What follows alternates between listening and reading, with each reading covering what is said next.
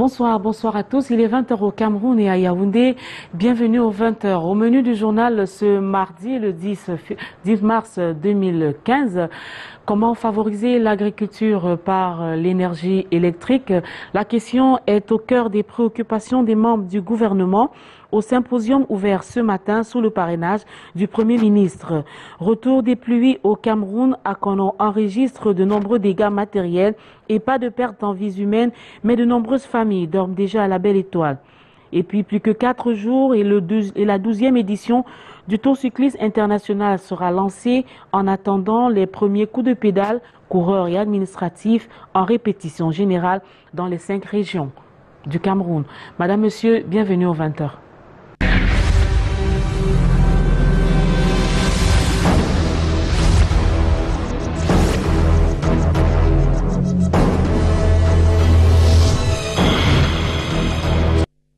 Mais tout de suite, on va à Yaoundé pour prendre le pouls de l'information dans la capitale du Cameroun. Bonsoir Yaoundé, bonsoir Ebel Olinga. Yvonne Katikin, bonsoir. Mesdames, bonsoir. Monsieur, bonsoir. Et bienvenue à Yaoundé. Comment booster véritablement l'énergie renouvelable dans les zones rurales au Cameroun? Question au centre du symposium ouvert ce jour à Yaoundé. La rencontre de 4 jours est parrainée par le Premier ministre, chef du gouvernement, représenté à l'ouverture des travaux par le ministre Patrice Ambassala. Reportage.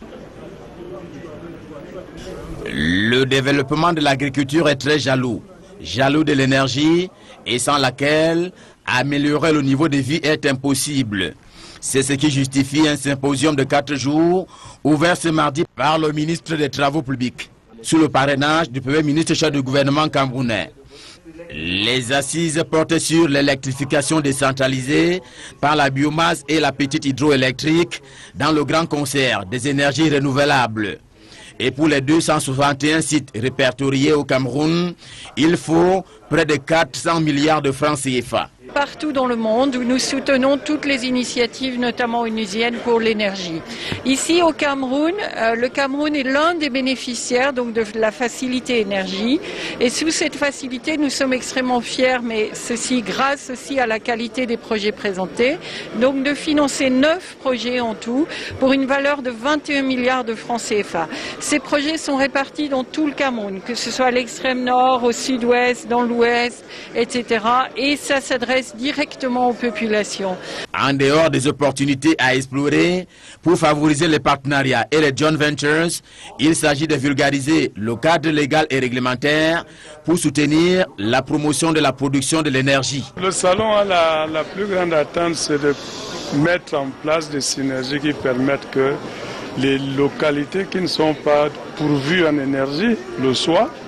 Pas des sources renouvelables, pas des énergies où on n'a pas besoin de grandes constructions de lignes, par l'exploitation d'une ressource disponible en tout moment comme le soleil.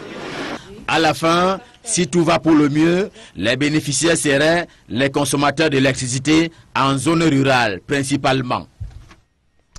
En société, fracassant retour des pluies à Akono, la ville est plongée dans la désolation depuis le passage d'un orage il y a quelques jours. Même si on n'enregistre aucune perte en vies humaines, les dégâts matériels restent cependant importants. Arnaud Gueffak, Lumvondo. Premier gibier du déluge d'Akono, un gigantesque eucalyptus déterré et envoyé KO au sol. Maison chauve complètement décoiffée ou maison à calvitie avec des tôles enlevées et broyées par endroits. Akono a reçu la nuit dernière ce qu'on croit pire ici en matière de pluie. Je suis citoyenne d'Akono depuis plus de 40 ans, on n'a jamais vécu ça. Il y a eu une pluie, une violente pluie, accompagnée d'une tempête et des tornades. Une vingtaine de familles sans abri. Le ciel peut désormais se contempler de l'intérieur ici, les tôles déchiquetées, ça traîne dans tous les coins iroquois. Véritable saltan pour les populations d'Akono. Une interview de journaliste à une victime déplore en réponse.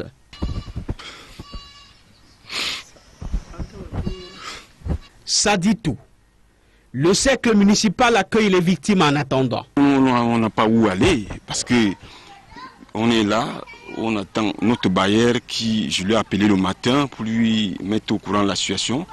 Jusqu'à présent, il m'a dit que lui-même il souffre depuis avant-hier, il souffre. La souffrance, c'est aussi pour cet élève dont les cahiers et documents importants ont pris la pluie à l'overdose. Caprice de la nature, mais un problème aussi de mauvaise construction, pense-t-on.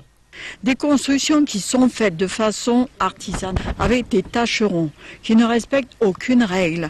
Et sur un chaînage bricolé, on vient fixer une charpente. La ville est sevrée du courant électrique. Le temps de perte pour les mini-poissonneries. Les services publics fonctionnent au ralenti. Le sous-préfet, lui, utilise les moyens de bord, même pour s'informer.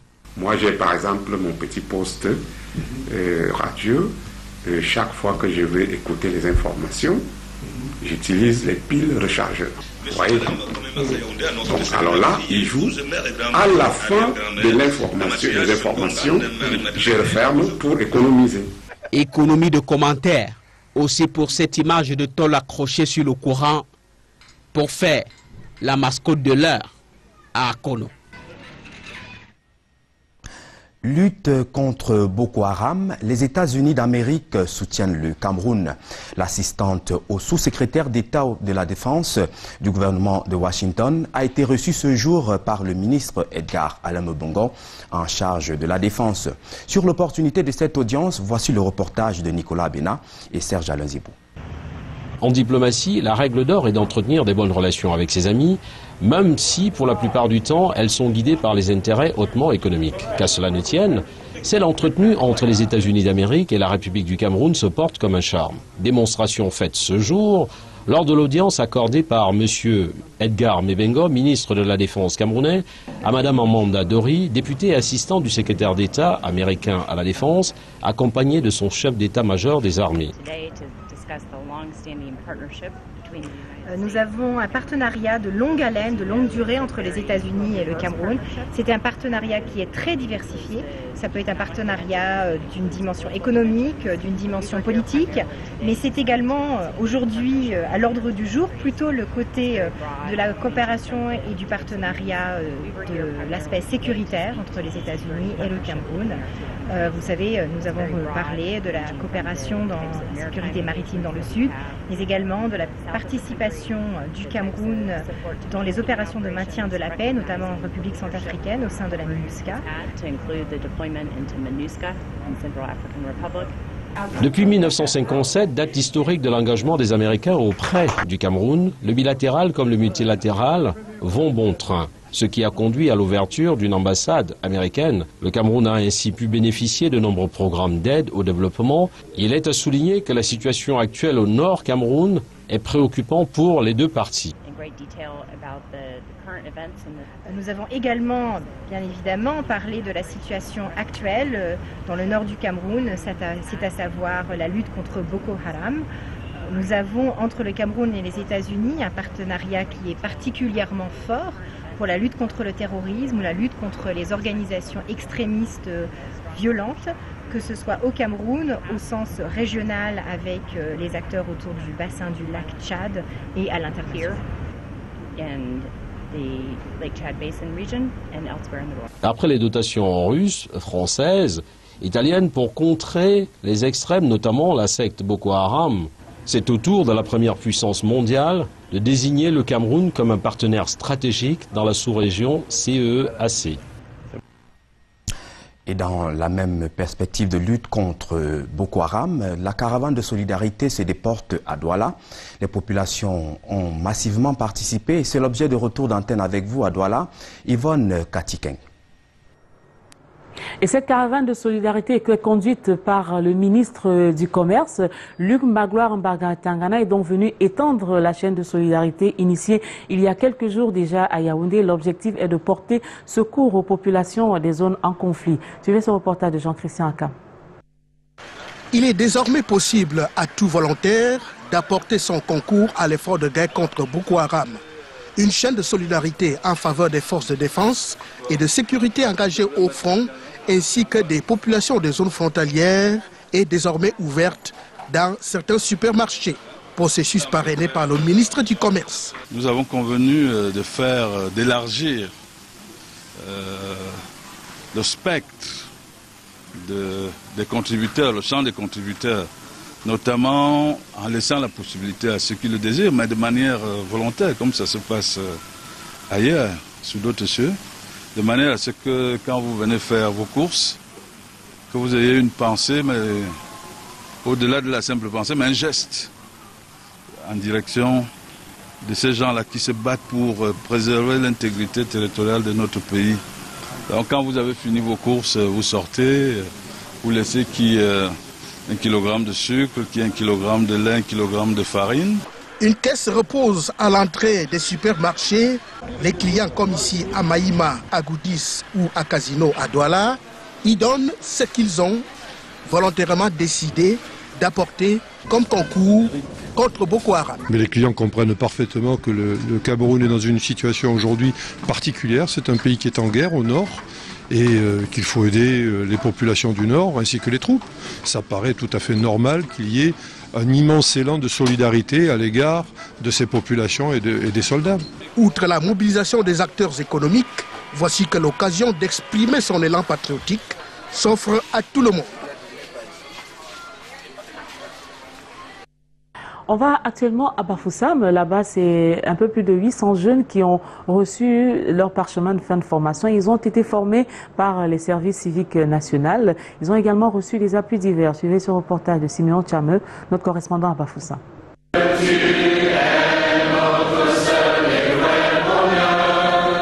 L'agence régionale du service civique national de participation au développement de l'Ouest a formé 800 volontaires pour la cuvée 2014.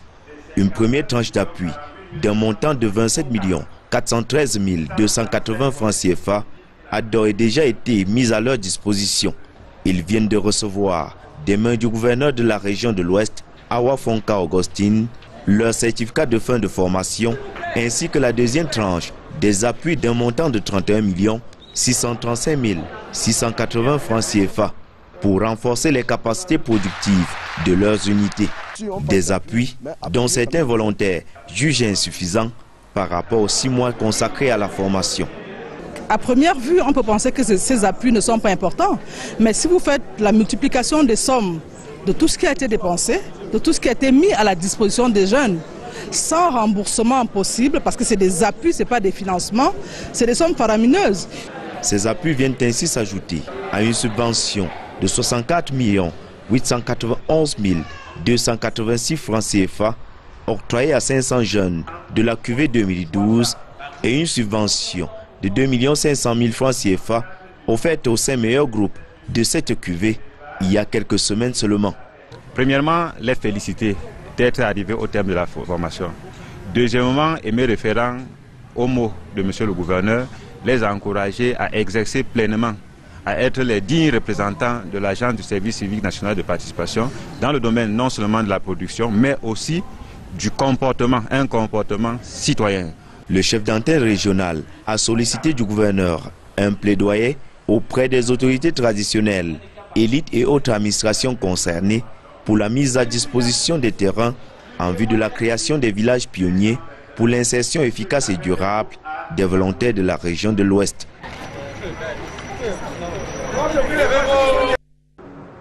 On vous conduit actuellement dans les préparatifs des obsèques de Françoise Fonning. Ce mardi, c'est le premier adjoint au maire de Douala 5e, Gustave Ebanda, qui a convoqué un conseil extraordinaire dans le but de voter un budget. Un budget de 20 millions a été voté à l'unanimité pour les préparatifs des obsèques de Françoise Fonning. Reportage Julio Trésor Tanon. 20 millions de francs CFA. C'est le budget voté à l'unanimité par les conseillers de la mairie de Douala 5e ce mardi pour renforcer les préparatifs des obsèques de Madame Françoise Fonning. Le vote a eu lieu au cours d'un conseil extraordinaire. La mairie pour le moment ne dispose pas de grandes choses, mais nous avons estimé qu'avec 20 millions de francs, nous pouvons réaliser tout ce dont nous nous sommes assignés comme tâche pour rendre hommage à notre maire. Le premier adjoint et maire par intérim de Douala 5e revient sur l'urgence et la nécessité de ces fonds. Nous devons donner un coup de main à l'aménagement du site au niveau de Bepanda, à la résidence. il y a beaucoup de choses à faire au niveau de l'itinéraire même que devrait emprunter le corps de notre mère. Il y a une délégation qui doit aller à la morgue à Yaoundé, il y a une délégation qui doit aller à Tchang, et il y a beaucoup d'autres choses que nous devons faire. C'est au vu de tout cela que nous avons voulu mettre les moyens à la hauteur de nos attentes. En attendant l'arrivée de la dépouille de Françoise Phoning, l'esplanade de la mairie porte déjà une banderole annonçant la venue du corps à cet endroit le 19 mars prochain. En sport, plus que 4 jours et la 12e édition du Tour cycliste va être lancée. Et sur les préparatifs des coureurs et des administratifs, Alex Lembé nous en dit plus. Encore 4 jours et le kick-off de la 12e édition du Tour international cycliste du Cameroun sera donné à Yaoundé. Mais avant cela, les cyclistes camerounais ont fait le tour de reconnaissance des circuits sous la direction du directeur technique national Joseph Evona ainsi que du collège des entraîneurs. Le collectif d'entraîneurs que vous voyez là, nous mettons tout en œuvre pour que ce gars-là puisse se battre avec les autres à armes égales. J'ai remarqué qu'il y avait quelques difficultés sur le parcours et c'est pour cela que nous sommes sur le terrain pour essayer de voir ce qu'il faut et procéder au dernier réglage. L'ensemble du collège et de la direction technique, nous sommes en train de travailler à cet effet. Côté administratif, tout est fin prêt, surtout après ces différentes rencontres des responsables fédéraux et des différents responsables des régions que traversera le Tour. Au niveau de la fédération, nous sommes quasiment prêts pour attaquer la 12e édition du Tour du Cameroun.